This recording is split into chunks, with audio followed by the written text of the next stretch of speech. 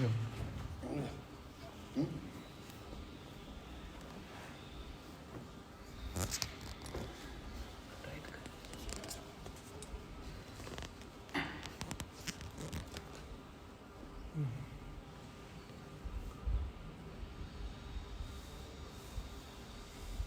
सब लोग जानते हो कि कितनी डरावनी और भयानक स्थिति दुनिया में है आज।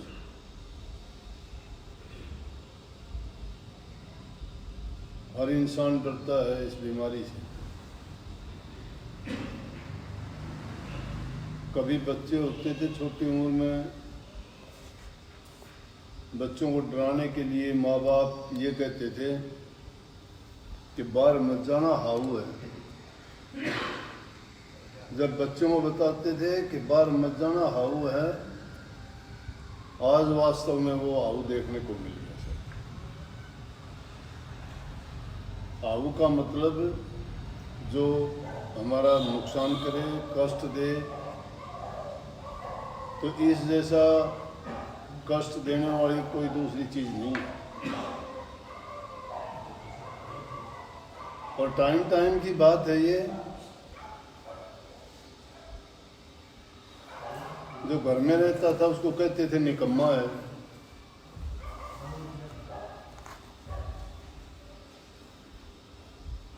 जो कोई घर में रहता था तो उसको कहते निकम्मा है।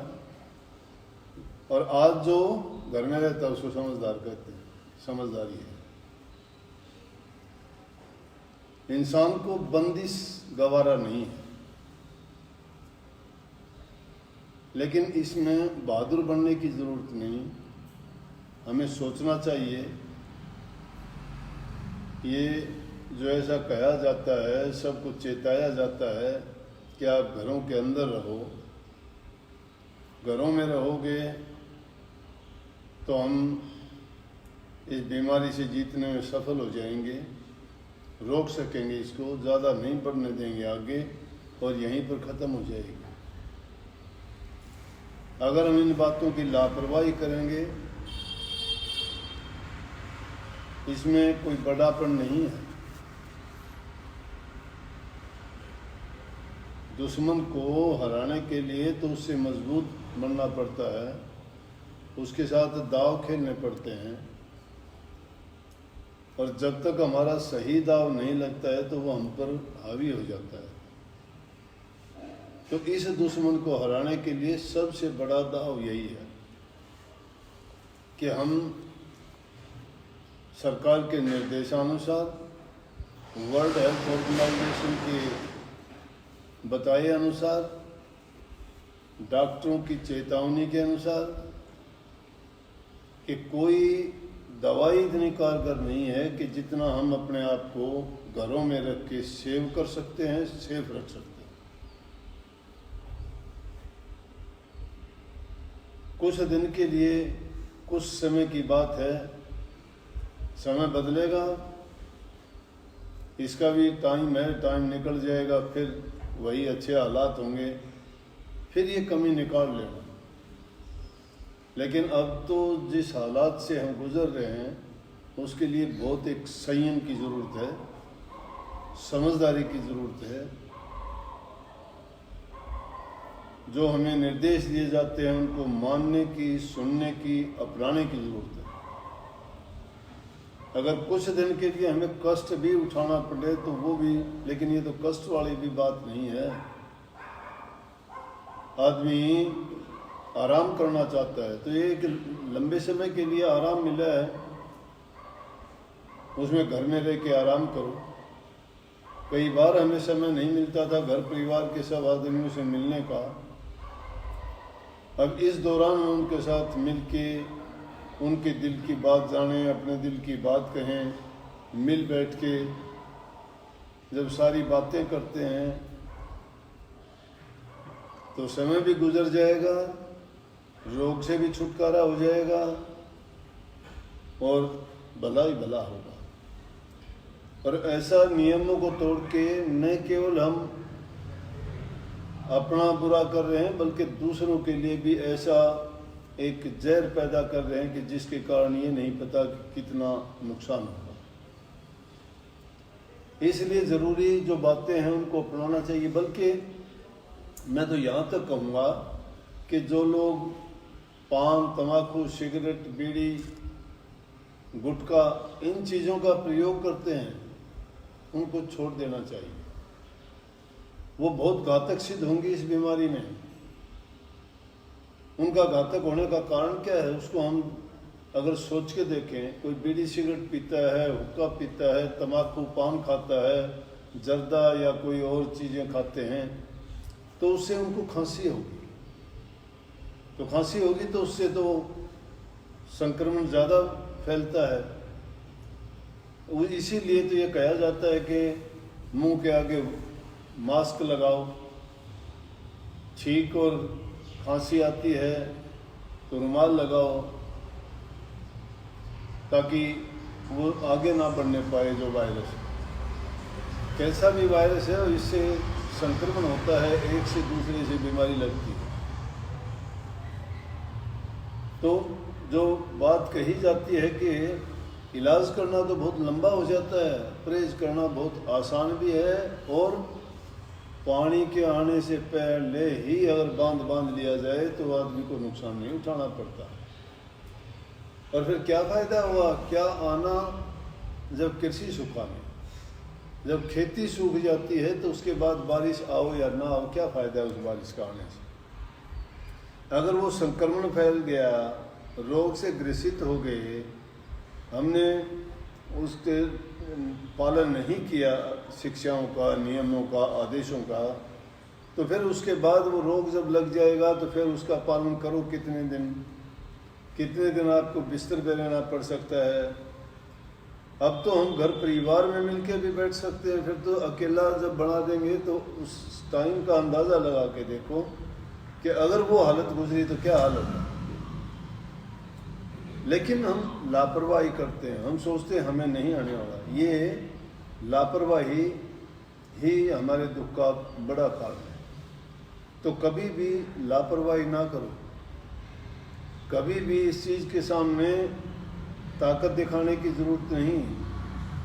अपने के हम योद्धा नहीं बनते। योद्धा तो उसको कहते हैं जो अपने इंद्रियों को जीतता है, अपनी आदतों पर काबू पाता है, अपने मन में संयम रखता है, उसको योद्धा कहा जाता है।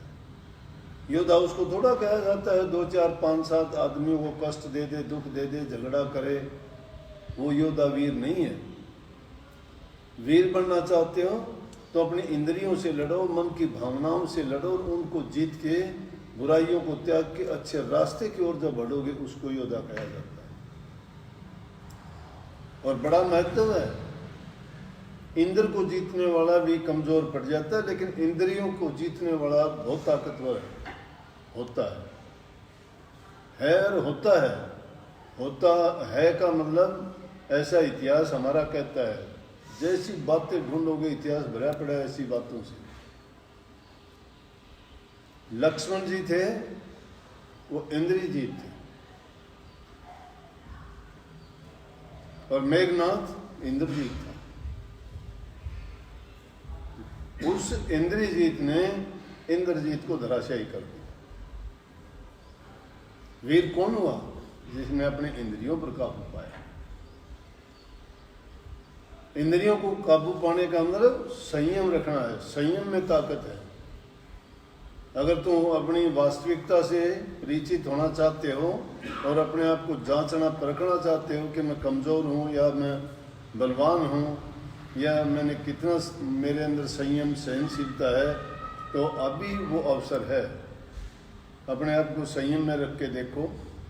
अपनी मन इच्छाओं को जो उद्वेग मन में उठते हैं उनको काबू करके उनका सही रास्ते पे चल के देखो, फिर पता लगेगा कि आपने कितनी सफलता हासिल की। और इस वक्त में एकजुटता की ज़रूरत है, समझदारी की ज़रूरत है, मन को काबू में रखने की ज़रूरत है। किसी भी प्रकार की अफवाहों पर विश्वास ना करो। जिसकी ज़रूरत है उसकी मदद करने के लिए कभी पीछे ना हटो। इस दौरान में कुछ लोग ऐसे हैं जिनके पास शायद काम नहीं होगा, उनका खर्च नहीं चलता होगा, उनके लिए खाने के लिए सामग्री नहीं होगी। अगर ऐसे में तुम्हारे से बन पड़ता है तो ऐसे लोगों की मदद करो, क्योंकि इंसान की इंसानियत की पहचान बुरे वक्त में ही होती है। तो अब जो वक्त है इसमें हर प्रकार की जांच परख अपनी भी करनी है, दूसरों की भी करनी है। हमें अपनी पुरातन देश की परंपराओं का निर्वहन करना है, जरूरतमंद की सहायता करना। बड़ी पुरानी हमारी परंपराएं। एक समय की बात है, एक रंती देवा नाम का राजा था और उसके समय में बहुत भीषण अकाल पड़ा। अब राजाओं के पास जो कुछ थी सामग्री, दयालु था, प्रजा का पालक था, न्यायप्रिय था। राजा की नजर में उसकी प्रजा उसकी संतान के समान होती है, उसके परिवार के समान होती है। तो जब वो अकाल पड़ा, लोगों के पास कुछ भी नहीं रहा खाने पीने के लिए, राजा के पास तो सब कुछ दे दिया। ऐसी नौबत आई कि लोग मरने लगे, खाने को कुछ रहा नहीं, बरसात हुई नहीं। और ऐसे वक्त में तो इंसान को आपाधापी लग जाती है, क्योंकि इंसान सोचता है कि सिर्फ मुझे जीने के लिए कुछ ना कुछ मिल जाए, तो दूसरे को कुछ नहीं देना चाहता, खुद ही खा लेना चाहता है, खुद ही अपने लिए उसको खर्च कर देना चाहता है। तो राजा होने के नाते से प्रजा के लोग भी सोचते थे कि इतना दयालु राजा है, ये भी काफ़ी दिन से इसको खाने के लिए कुछ नहीं मिला। राजा, उसका परिवार एक पेड़ के नीचे बैठे हैं, खाने के लिए कुछ दिन से कुछ नहीं मिला, बेहोशी की अवस्था होगी। और क्या देखते हैं कि एक आदमी कुछ खाना लेके आया राजा के लिए कि राजा को मैं दे दूं। इतना दयालु राजा जिसने इतनी प्रजा की भलाई के काम किए हैं, आज ये हमारा राजा इस थोड़ी सी चीज़ के लिए उसके प्राण जाएंगे तो बहुत गलत है। उसने जब राजा को खाना दिया और वो खाने ही वाला था कि इतनी देर में देखता है कि एक आदमी लड़खड़ाता हुआ है और आके वो गिर पड़ा और उसने कहा कि मैं बहुत भूखा हूँ। राजा ने सोचा अगर इसको नहीं दिया तो इसके प्राण निकलेंगे, और मैं अगर नहीं खाऊंगा तो मेरे प्राण निकलेंगे। फिर भी परोपकार की भावना देखो, राजा खुद ना खा के अपना खाना उसको दे दिया आधा, कि चलो कुछ ये खा लेगा, कुछ मैं खा लूँगा, तो मेरी भी थोड़ी भूख मिटेगी, कुछ समय के लिए प्राण बचेंगे और इसके भी बचेंगे। लेकिन उसने देते ही वो खा के फिर उसकी तरफ कहने लगा कि मैं बहुत भूखा हूँ। अब राजा ने सोचा कि इससे तो ना तेरे बच सकते हैं ना इसके बच सकते हैं, इसलिए इसी को क्यों न दे। तो कहते हैं कि वो अपना खाना भी राजा ने उसको जो हिस्से का रखा था वो उसको दे दिया, और दे के उसने कहा कि मालिक आपका भला करे, आप जैसा मैंने दयालु राजा और ना कोई इंसान दुनिया में आज तक देखा है। और ऐसे कृपालु, ऐसे दयालु, ऐसे प्रजापालक, ऐसे जो दयावान, दूसरों के हित परोपकारी राजा हों, और उसके राज्य में अकाल कैसे पड़ सकता है। तो कहते हैं देखते ही देखते थोड़ी देर में आकाश में बादल छाए और थोड़ी ही देर के बाद में बरसात शुरू।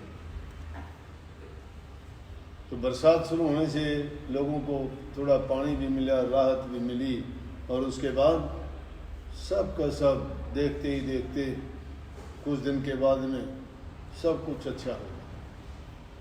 ये राजा की दयालुता की बात थी, परोपकार की बात थी कि आदमी सिर्फ अपने लिए ना जिए, दूसरों के लिए जीना सीखे। जो दूसरों का भला करता है, दूसरों का नहीं, वो अपना भला करता है। और ये तो हम सोचते नहीं, हमारे हित की बात है। देखो कितनी गलत बात है, जो हमारे हित की बात कही जाती है, जिसमें हमारा भला, अपना भला है, हम उन रोगों से बचेंगे, तकलीफ़ों से बचेंगे, बीमारी से बचेंगे, हमारी जान बचेगी, दुनिया में और जीने का हमें टाइम मिलेगा।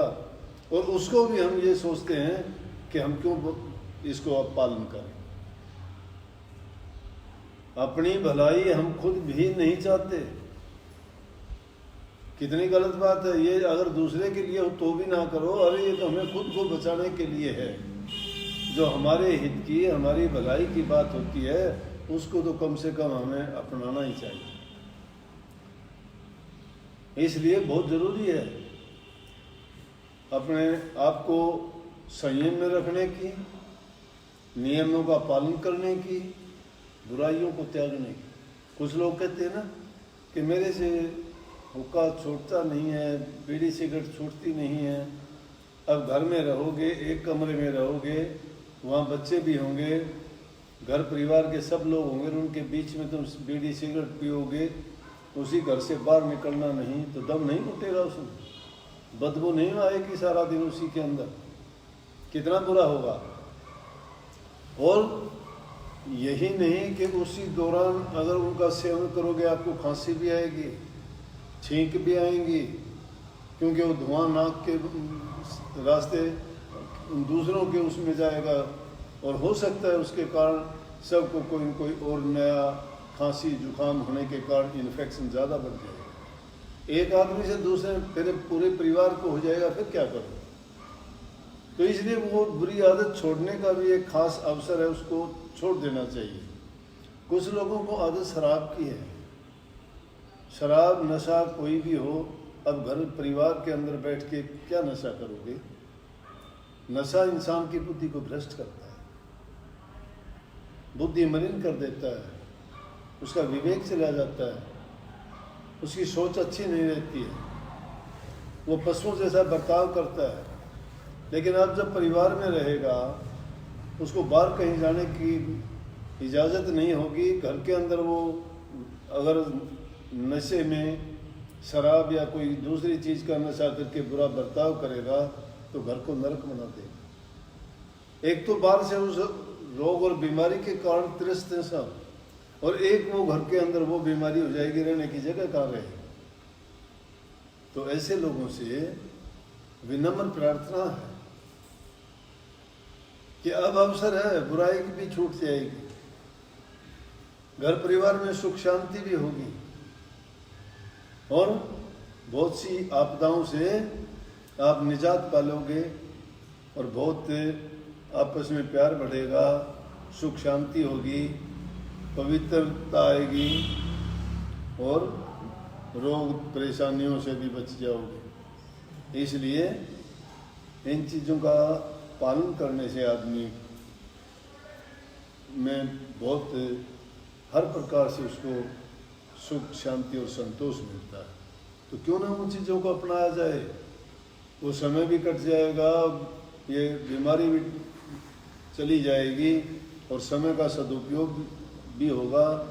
घरों में आपस में मेल जोल तालमेल बढ़ेगा, बुरी आदतें छूट जाएंगी।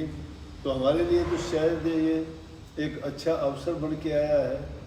समय की करवट है, समय करवट लेता है। अब ये समय आया हुआ है तो समय की नज़ाकत को देख के हमें समझ जाना चाहिए और अच्छा बर्ताव और व्यवहार करना चाहिए। नियमों का पालन करते हुए घर से बाहर नहीं जाना चाहिए। अगर कोई दूसरा भी ऐसा करता है तो उसको समझाओ, प्यार से कहो कि जिस चीज़ के लिए पूरा देश पूरी दुनिया में आज कितना भय व्याप्त है, और सब लोग देखो चाइना में शुरू हुआ था, और उसी चाइना ने अपने आप को लॉकडाउन करके दोबारा से पटड़ी पे उनकी ज़िंदगी आ गई, उसको हरा दिया उन्होंने। चाइना जैसे देश ने हरा दिया तो हमारा देश तो बहुत महान देश है संसार के देशों में। हिंदू राष्ट्र है हमारा सत सनातन धर्म और हिंदू धर्म है, जहाँ साक्षात प्रभु के परमात्मा के दर्शन होते हैं, जहाँ लोग हर प्रकार से पूज्य माने जाते हैं, धार्मिक विचारों वाले माने जाते हैं। और उस देश में अरे इस विपदा का, बीमारी का काम क्या? ये हमारी लापरवाहियों के कारण ऐसा हुआ है। उन लापरवाहियों से अब भी अगर हम नहीं चेतेंगे तो उसका अंजाम बुरा ही होगा, अच्छा नहीं होगा। तो कृपया आप इन बातों पर गौर करेंगे, मैं ऐसी आशा रखता हूँ। हम सब मिलके अगर उसका सामना करेंगे तो कुछ भी नहीं है। राधा स्वामी।